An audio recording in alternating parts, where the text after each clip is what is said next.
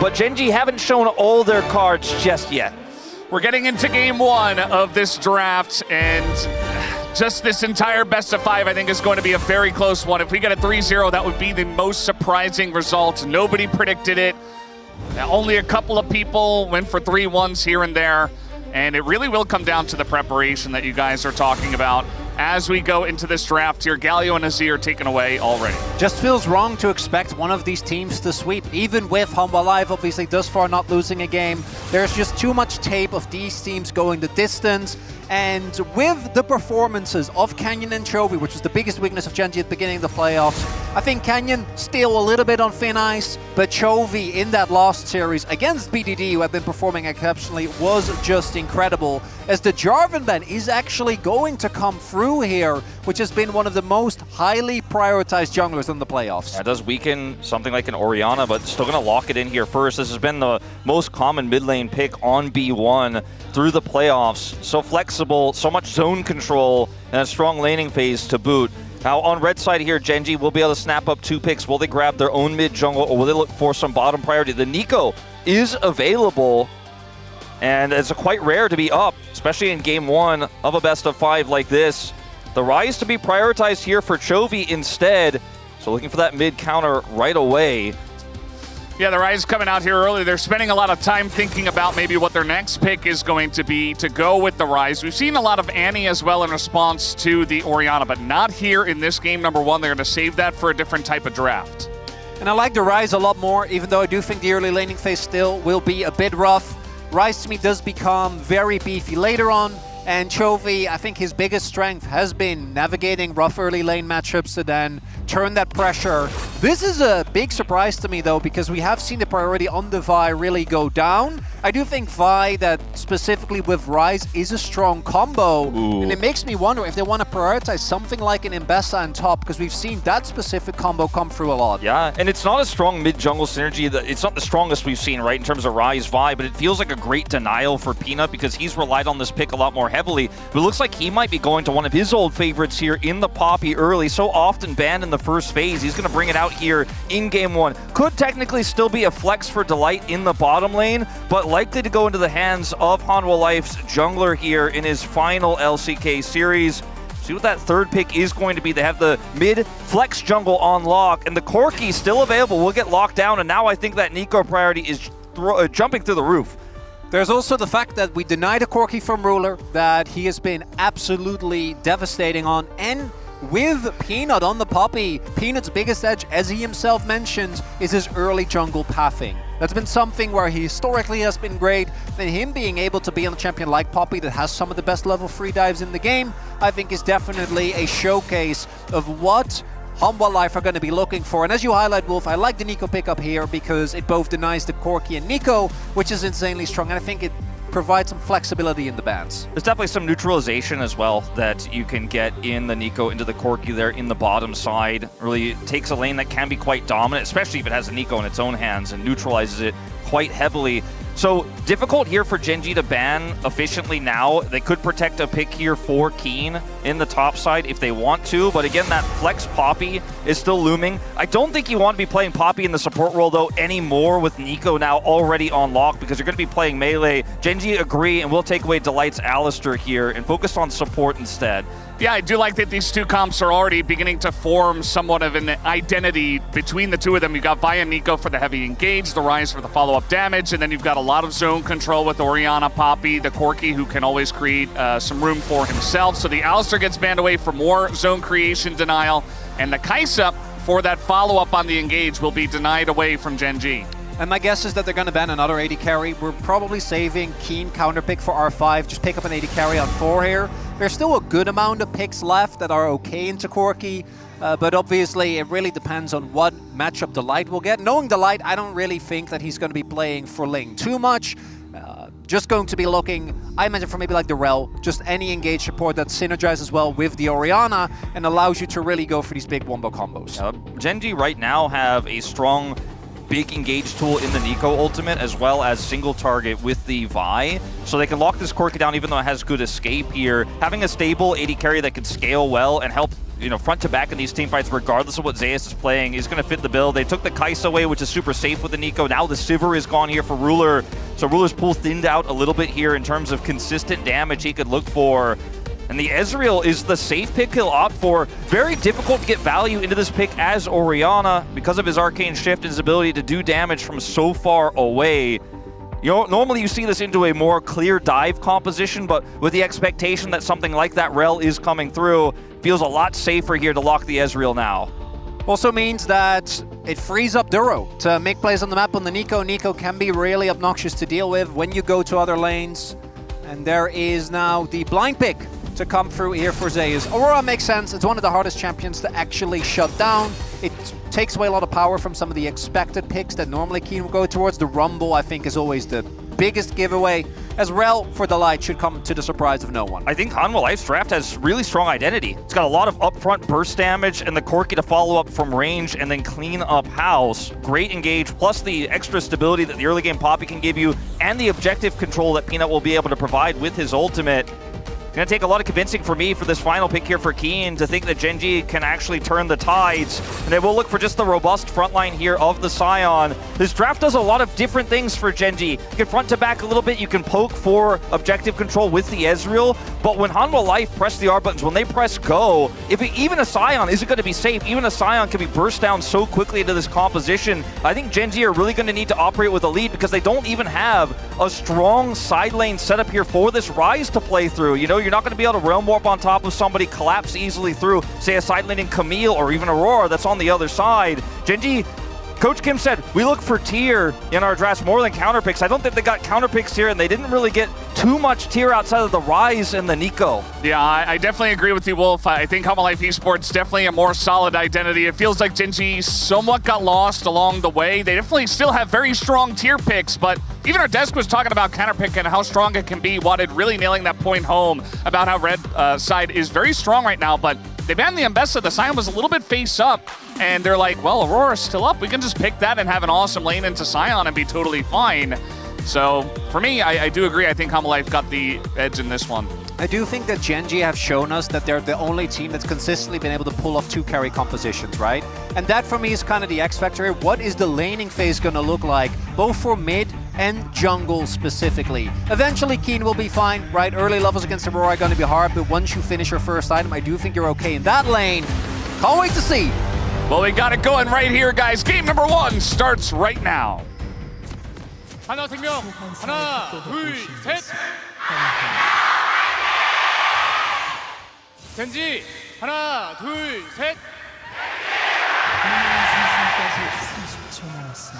The stage is set, and we are ready for this best of 5 to decide who will be the champions of the LCK for this entire year. It all comes down to this after the format change. It's 1 grand finals at the end of the year.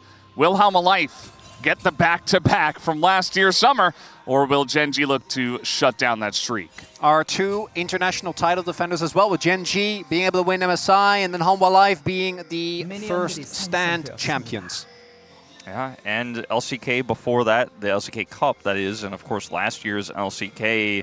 We had Hanwha Life start off the year with a big, continuation of the form we saw from them at the end of 2024, but there was a bit of a dip and it became Gen.G dominance through the middle, and yet Hanwha coming as the stronger seed here in the grand final. So it feels like we have a lot of balance here amongst these 2 squads who, as is already previously mentioned, have a lot of shared history amongst players as well. So, people I think forget the Hanwha Life Esports Chovy days, but it wasn't that long ago.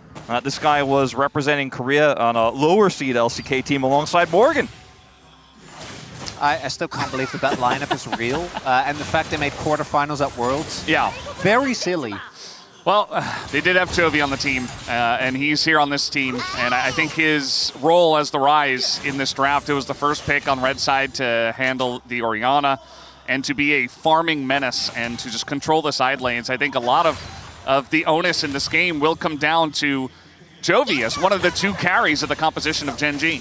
The one advantage that I do think is there early for Gen.G is that outside of the Poppy, I think their single target lockdown with Vi, Ryze, and Nico specifically is really lethal. I'm also going to be looking closely. As I say that, look at that. Already in the bot lane, Peanut is waiting, just clear the spot side jungle. This should come as no surprise. He's been very consistent with this, but I think that Gen.G have a suspicion. The flash comes in, Duro is in a bit of trouble. He is going to get away, but now the follow-up from Peanut is right there. And Duro, with the red buff ticking, they'll give this kill right over to Viper, and immediately Hanwha Esports are on the board. This is what Peanut does best. He sees a lane that has prio, and he hits straight there in his early pathing, heads down here to the bottom lane, knows the pushing Nico is there, and even though there's a ward there for Gen.G, they're unable to react quickly enough. A little bit of greed with that strong push in the bottom lane is punished heavily by Peanut. Now, they did have to commit summoners in order to get this done, but they got both of Duros as well as the kill. And now we got Hex Flash maybe in the mid lane. Peanut setting up for this one. Chovy probably gonna have to flash, doesn't even do it! Accepts his fate, and Zeka picks up a kill.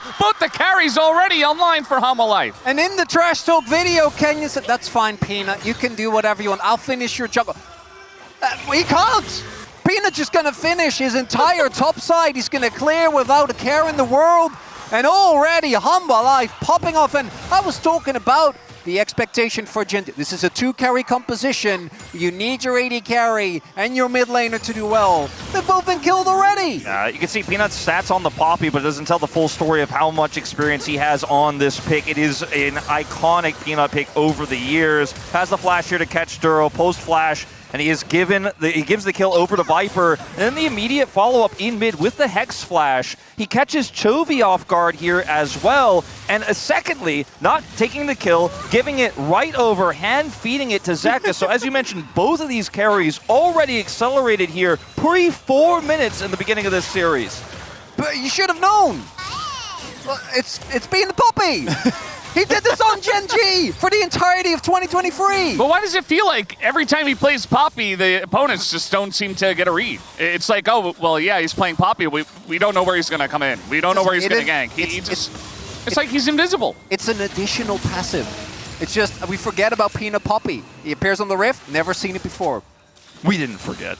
we knew about it in the draft, yeah.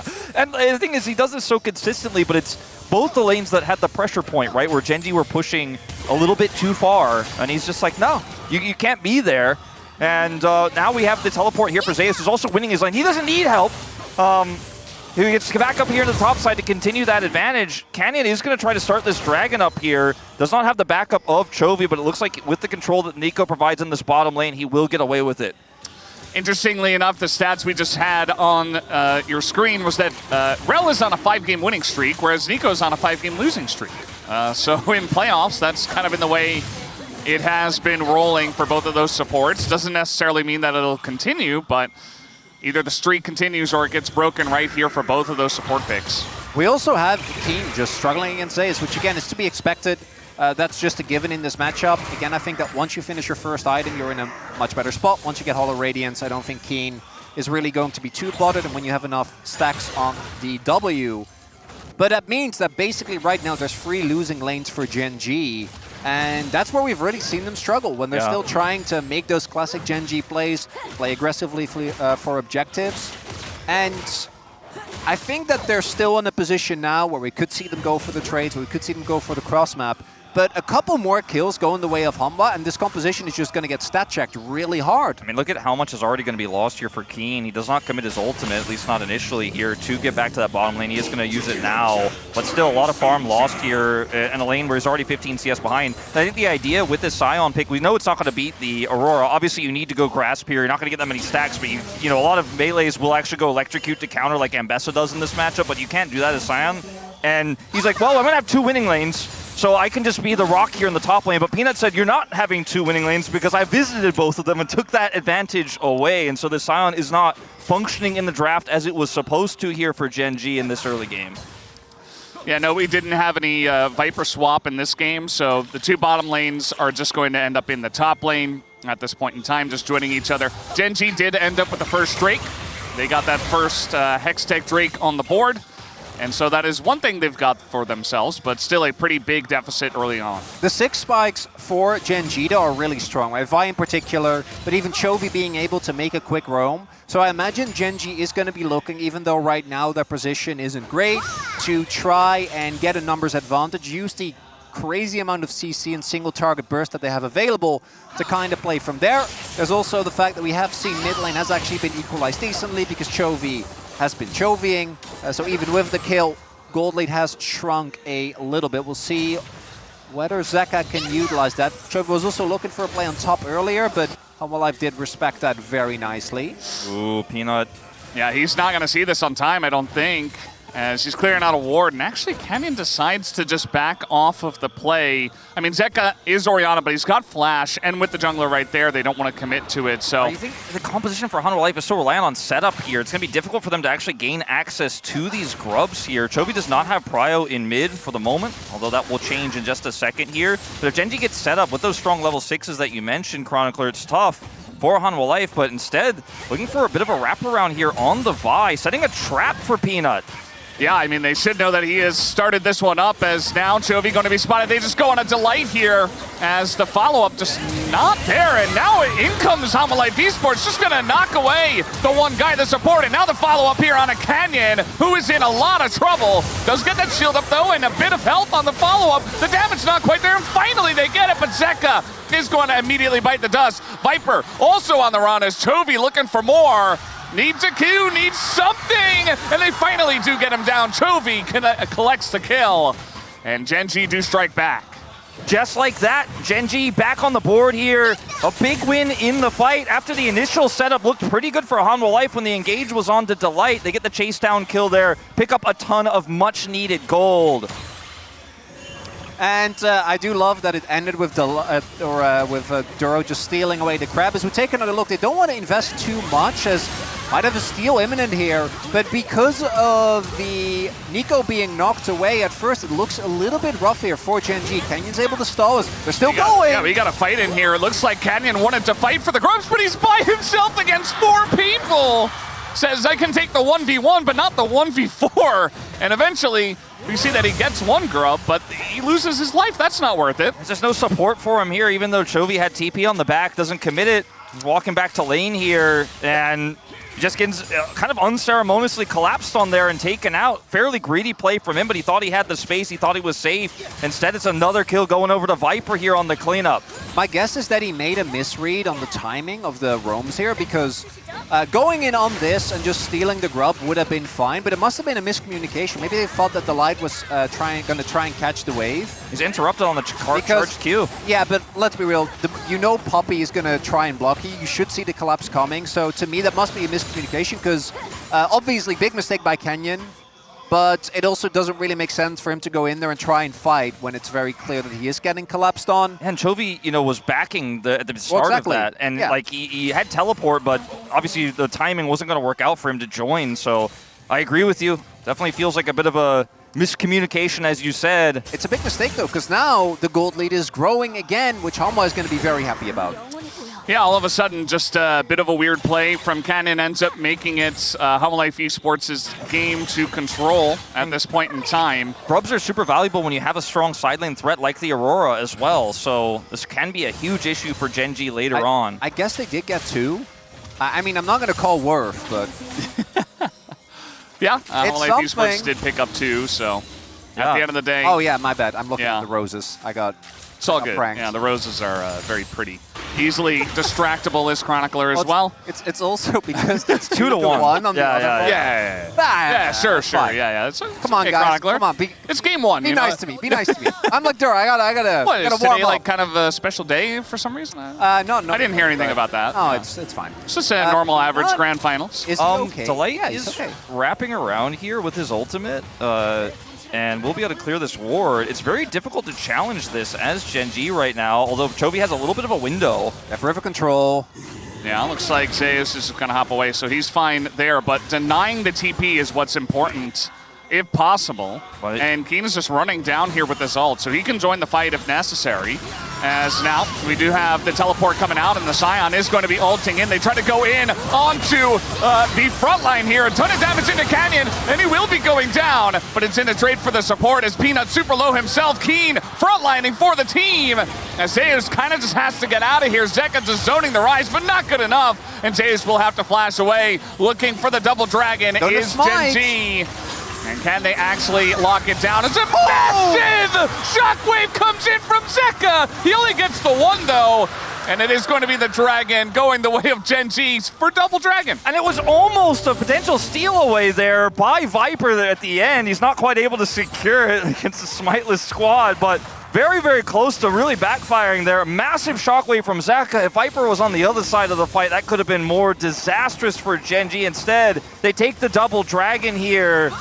As we move into this fight, you can see Delight has a pretty good angle here onto Canyon. They're looking for the single target blow up. The problem is the fight is otherwise very split here for Hanwha Life. And the big difference maker is Keen, because this early on, he doesn't really take that much damage. As we can see, tanks multiple people, and even though Canyon goes down and that target fire is nice, the damage dealers of Gen.G are still alive. And that's what it always is going to boil down to, as the fact that Zeka lives there as well is kind of perfect. With Gen.G, they can't afford to get out there, because then Viper would probably steal the Dragon.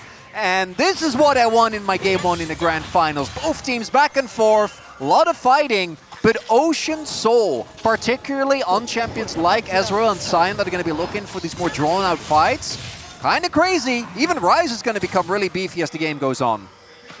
Yeah, it definitely does feel like this should favor Gen.G, this Soul. It's not the strongest, but we're going to like it, especially with these two Drakes that they have picked up. And you take a look at where the gold is here for Gen.G, even though they're behind overall.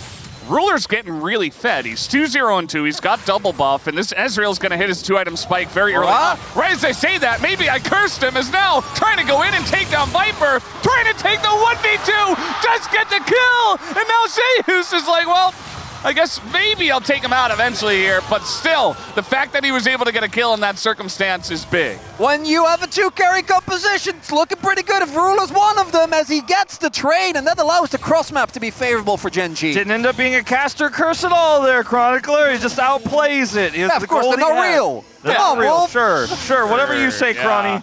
Little crazy. You're outnumbered here on this desk, Chronicler. Be careful. Oh, normally it's 1-to-1. Oh, no. Yeah. So Viper goes in here, and Ruler ends up doing a ton of damage. He loses his barrier. Ruler looks for the fancy play with a redirect on the True Shot Barrage to try to truth them up. Ends up getting the kill because he has enough damage here with the lead he has to take Viper out. Is, of course, a trade in kills, but ideally for Hanwha, you kill him and nobody dies. Feels like a bit of a over-eager play from Viper there as well. If he plays that a little bit more respectful and doesn't face tank the Ezreal that was already really chunking him, I think that just with the damage from Zeus, who is sitting at a really big spike with his first item and Electrocute, probably could have been enough.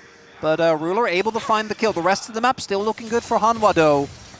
But it's these fights. I think in the last fight we saw as well, if Peanut can't find anyone to ult, and Keen can just draw attention in the backline, they don't have necessarily the best tools to kill a Sion in mid-game, particularly now that the first item is finished. Yeah, might end up going back to that tier list versus counterpick conversation from Coach Kim. If he feels like the Sion is just that good and it felt good in this draft, he says, well, I don't necessarily need a counterpick if we have Sion. I think it gets a lot easier when we get a little bit later into the game, and the Leandries that Zeus has picked up here already will really help. But man, Keen has gotten so much alone time with his turret. He's actually almost taken the whole thing out here, by the way. First brick on the line. Yeah, he's definitely going to get it, and that means that they're one objective away from the feature strength, as now he got an engage coming in, but that's on a Ruler. He's totally fine, and now they just turn on a Peanut. The damage is huge. They can't quite take him out, and finally they do. Canyon gonna pick up that kill. And Gen.G immediately turned the fight around, and Keen is having a ball down here in bot lane. He's just ulting Zeka. He's like, I took your turn, I'm gonna take your health bar too. I think he might have actually interrupted Zeka's ult, because Zeka's TP, or Zeka's teleport rather, is on cooldown. Yeah. I don't think he was able to join. Maybe that was why Hanwha Life played that aggressive, because they got the ult on Duro, and then if Zeka's able to join the fight, they could have played with a numbers advantage. Now Gen.G takes the gold lead. Gen.G really just taking this game, grabbing it by the horns and forcing it into their favor. We didn't like the draft identity as much here, but they do have a really strong mid game, and they are powering through it despite some of the early advantages Peanut gave. See if that teleport does come through. As you say, you could see, in fact, it is available now. It's going to be interrupted in the minimap, you guys can see, by Keen's ultimate, so he's unable to join the fight as Peanut goes in a bit too deep here, and is kind of unceremoniously chunked out of the fight. Yeah, I think the interrupt on the TP was great. The fact that he TP'd in front of a Sion is another question, but it felt very forced, that fight. You know, Peanut went in very far ahead, and I think even if the TP comes through for Zeka, I don't think he gets there on time. I think Peanut just dies anyway. Maybe they could have looked for something on the exit. Delight did have sums available, could have chased a bit further, but I agree. I think that was it's a big deal because Dragon is about to spawn, and now Gen.G have tempo. I think Zeka might not have even had ult, right? Because he ulted the wave to try to defend the turret moments before. Either way, going to be a big charge here. Well, that's going to be a canyon right in the middle of all of them. Doesn't seem to care, though, as everybody's here for Gen.G, and they want another turret. They will get it. Zeus does not join up for a fight. He's just going to take his time on this top turret, but maybe now another Drake. I mean, Gen.G, get the free bottom turret, stop the teleport, win the fight in mid, get Herald, push it into mid, and then now have Dragon Prio as well. Won't necessarily be able to keep it, in fact, with some retreating members here in Canyon. Not quite in the area just yet, but Gen.G can absolutely fight for the contest here, which would be sole point for them. What a turnaround in this game. And you can see as well, Keen, with the itemization that he has, doesn't care about either Zeus or Zeka. But at least Zeus has the tools to get away from him easily, as we can see there with the dodges. And the longer trades are still okay, but particularly with this build, Zeka is just not going to damage Keen. It's just not happening. He's looking to go for a build that makes him really strong when he's focused, but he's not going to be able to chew through the Science health bar unless you get like 15 free rotations as Gen.G trying to play for soul point. Yeah, and we've seen, you know, just on that point, what tanks can do when they're kind of unchecked and unbothered, especially Sion and Cassante. Those are the two I feel that really can take over games if there's no threat onto them. As, yeah, a lot of setup here once again. Prio on the Drake for the side of Gen.G. We do have push in top, and so Zeus with TP is just going to rotate up there. And it's just the Salt Point Ocean Drake, so Gen.G aren't going to take any big strides toward this unless they have a perfect setup, which is what they're looking for right now. I mean, they have it with this, they have a flash on their Nico, right? Ruler used True Shot Barrage to gain mid prio. They have full control of both entryways, and Chovy can roam up to the other side of the fight. And so basically they're saying, Hanwha Life Esports, we're not going to start this Dragon just yet, but eventually you will have to respond. You will have to force your way through. Both top laners with teleport available at a moment's notice here, but Gen.G, so much power with this control because it means that Ruler can poke, he can chunk. It's so hard for Delight to find the engage angle here when everyone is so split. And it's kind of insane that Gen.G was able to take that early game deficit, get a couple of really good skirmishes, and be consistent in their objective setups, because their lanes were struggling early on, right? Peanut actually had a really big impact. But now what we're seeing is that in many plays, Duro's the one that's there first. Chovy's able to get prio consistently. Duro kind of an interesting spot here, but they don't want to go all in, just onto the support. This damage TPs done for this Dragon. The TPs are coming in. The Scion from the left side is Delight not really finding an engage angle. He's just rooted forever, and now Keen is in the front line, and Delight is just dead. He's just out of the fight, and now the front line is immediately burst down. Down goes Peanut, as a bunch of damage coming in from the side of Zeus, but he can't do it all by himself. Canyon gonna get the Drake. Only Duro goes down. Viper hits the ground as well. It's a triple kill for Chovy. This is the fight Gen.G was looking for. They are able to eventually force Hanwha Life Esports to make a call, make a decision. Delight's trying to find the engage angle, but can't find anything, is rooted and blown up. Gen.G gets soul point, they get the team fight win, and they'll take an Otacon on top of all of it. And Hanwha Life was aware, they are the ones that need to pull the trigger, right? Because you will actually get poked down into Nico, into Ezreal, particularly in Ezreal as fed as this. You can't afford to just sit around. But as you look here, I want you to pay attention to how well Gen.G is splitting up this fight.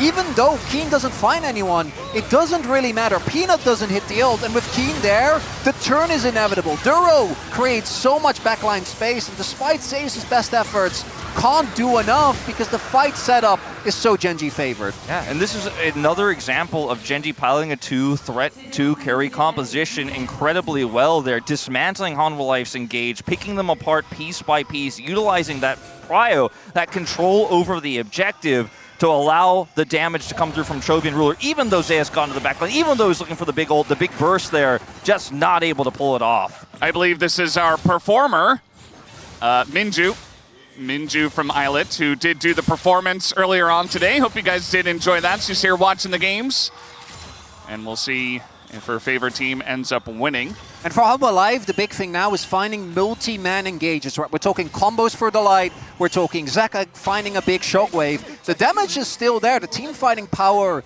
is still something that needs to be respected. But it feels like Hanwha Life haven't perfectly been on the same page in a lot of these fights. And it kind of started with that mid-moment where Peanut went in too deep. The interrupt came through. And now Gen.G, a Gen.G in control, it doesn't allow you to really play the game. I love how Gen.G are playing this. All right, Peanut again trying to make something happen. They they turn on him, but it is a trade for Canyon at least. But still, this mid lane turret is going to go down. And the damage is being done by Zeus into this Sion. He's got that Leandries, but it's just not enough, especially when Zeka's not here. This is one of those trademark Gen.G moments where, like, okay, Sion doesn't have TP. We got to play around mid and bottom lane here. Sure, they're going to push. They're going to get that top bounty. We're not just going to give it up for free. Let's hard commit mid. Keen can actually rotate over. He has his ultimate available. He can split Hanwha life in half if they try to defend the mid turret. So we'll either get a fight win there, or we'll get more. We'll get the inner turret, and Hanwha Life Esports are forced to respond. Sure, they were able to get that bounty gold for Zeka in the top side of the map, but Gen.G gets so much more. The big thing for Gen.G right now is to keep using the power of the sign. I think he's the strongest now that he's going to be, unless they get Ocean Soul, because I think we're seeing Viper is going to go for LDR. We see Crypt Bloom coming through for Zeka. I think this was an attempt at trying to save the turret. Obviously didn't end up working out. They're still down a member, and as highlighted, I think they do make the right call, just keeping Zeka in that side lane. But they need to win this soul fight, because I think that Keen eventually, once those pen items are going to be finished, is not going to be as beefy as he is now. You still have to deal with Chovy and Ruler, but at least Keen, I think, is a little bit more manageable. If he gets Ocean Soul, though, I don't think that'll really apply. Hanwha Life, if they can win this next dragon fight or secure the dragon itself, it buys them a little bit of time. It doesn't outright win them the armor pen and the big damage that's going to come through later for Viper, some of the magic pen that's coming through from Zeka. But it is definitely going to be the first step they'll need of many to get back into this game with the double AP comp that they have. And I'm most worried about the carries here for Gen.G, how well they've been played for here by Keen, by Canyon, and Duro, who's had some incredible zoning ultimates, as well as just really good position, threatening roots, threatening collapses, and has been able to get away with it most of the time here. That's so threatening. Like, if you have these fed carries protected so well, set up so well, it's so hard to fight for Hanwha Life. It's so hard to find those burst angles. And it's good zoning ultimates, you know? It's not us going, oh, that was... They're actually creating space. Real ones, yeah. Real ones, Valdez. Real zoning ultimates. The real battle. I mean, we just showed here. Keen zoning ultimate in that dragon fight. I mean, it was sick. He's split them in half. He denies their entry, and this is a situation now where Gen.G are just cleaning up house before that dragon fight. Chovy can clear this top wave because the turret was taken earlier with the bounty. He needs to clear this up. He has TP. This is such a good showcase of why Gen.G is so oppressive to play against when they get ahead. So Chovy, make sure that they get Prio towards top side. They're going to set up for Drake now. I don't think anyone for Hanwha is going to really play towards this. Gen.G doesn't need to play for this Drake, and they're generating a gold lead just through the fact that the top lane is going to be pushing. And we'll see, they can just play for Nash. Yeah, look at the level difference that was just highlighted there. Zeka not level 16 for this fight. Gen.G looking to fight a straight up front to back here, it looks like. Zeus is going to be found on the flank here. Gen.G looking to push in and looking to declare this Ocean Soul theirs. Will they be able to do this? This looks like maybe the most straight up fight we're going to have in this game. Ruler. But it really comes down to Hanwha Life Esports. Ruler is doing a very nice job of poking down, but Keen has taken a decent chunk here from the Corki, who is online. Peanut goes in, but again, that's onto the Sion. They're trying to chip him away. They're not quite able to do it just yet, as this one is going to be engaged right onto the front line. Duro is going to flash away. The Sion is taking everything up. Duro is down, and the redemption is used. The ult finally gets Canyon away, but Chovy accesses the backline. Peanut steals away the Drake, and Chovy is unaccounted for. The shockwave, though, is pretty gigantic, but look at Ruler on the left side. Nobody looks at him. The fight is heavily won by Gen.G. You finally got the Sion down so low. You're finally able to take out Chovy, but the second threat comes in. Ruler's over the wall, and he's at full health, and he is just going to clean up the fight. That's the win for Gen.G there. They lose the dragon, but they've got their eyes on a bigger prize here in the Baron. And Chovy, for me, was the difference maker. He was the one that set it up. I want you to look at how much threat he generates onto the backline here. Continuously knows he's on vision. The amount of damage that he does here onto Zeka, meaning that he can't play as far forward. Viper can't really join the fight. Goes in aggressively, gets the kill, then Zhonya's, and then here flashes forward. And yes, that is into a shockwave. And then Ruler sees a bunch of tasty treats prepared for him by his teammate. Yeah, I mean, it's really just the flanking rise is the scariest. On vision, as you mentioned, they saw it coming, but they had to overextend just to be in position to deal with the Ocean Drake. And yeah, they got it, but now they're 5,000 gold behind, down a Baron buff. The Rebel Baron power play very much online. You've got these gigantic carries on the side of Gen.G. The Rise, the Ezreal especially, has the largest gold lead. And Chovy, They've just been untouched this game. he wasn't able to buy Zhonya's before that fight, but he had the arm guard. He has the Zhonya's now, so he's got that available again. But with his composition, also is able to get insane value out of Merc Treads. He's already so tanky, right? Because he has the Zhonya's on top of course, his Seraphs. This is the Rise build, right? He has Rod of Ages, but he also has that extra shield on top into this double AP threat. Like, the guy is just going to be so difficult to kill, nigh impossible. And you still have the safe Ezreal that you have to deal with on the other side. We're also, look, it's 44-6 Petals. That might be the biggest lead we've had. I'm pretty sure, obviously, they got Otacon, but that is kind of insane. I mean, we're a far cry from the 2-1 Petals we had after Grubs. Exactly. And I want to also highlight that unless Chovy and Ruler are standing on the same spot, I do think Hanwha Lives comp struggle to deal with both of them in an effective manner, right? So as long as Chovy and Ruler just ensure that they're never in the same position in a fight, the combo from the Light, from Zeka, might not be able to find them both, and I think at this point that's what they're going to be relying on. If they can just kill Chovy or Ruler, they'd be great, but these are either extremely slippery or tanky and with an arm guard.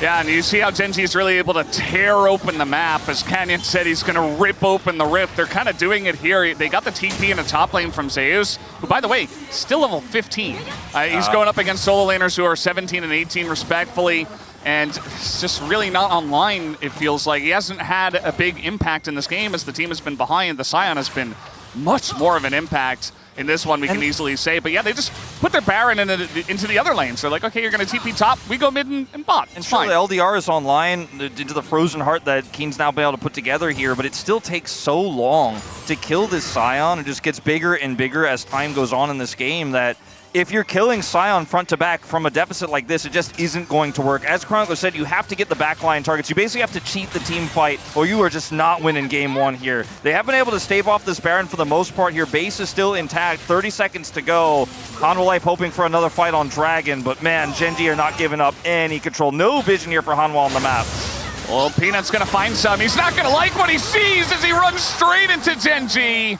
And the amount of lockdown that they have with the Nico, the Vi, the Rise, is just not able to get away. And it's been kind of the inverse. Peanut had an incredible start to this game, but I think as often is the case with Poppy, if you ever do lose control and you're playing Poppy from behind, it's not very fun. Just gonna Scion ult straight into the front, and everybody gets delivered to the back line with the Realm Warp. Nowhere to run, nowhere to hide. Over the wall they go. Zeus goes down, and Gen.G are just rolling Hanwha Life Esports now. It is an ace, and they might just end the game right here, 30 minutes in. This is such a big shift of momentum here for Gen.G already in this first game. Bit of a rougher early game, but they turned it around so hard and crushed Hanwha Life Esports with a 10,000 gold lead here at 30 minutes. Ends up being not a very close game if you look at 15 minutes onwards or so as Gen.G run it from there on, and they take down game number one here at the 2025 Uribank LCK Grand Finals. And early on, Hanwha Life showcased again the prep, the look at the draft,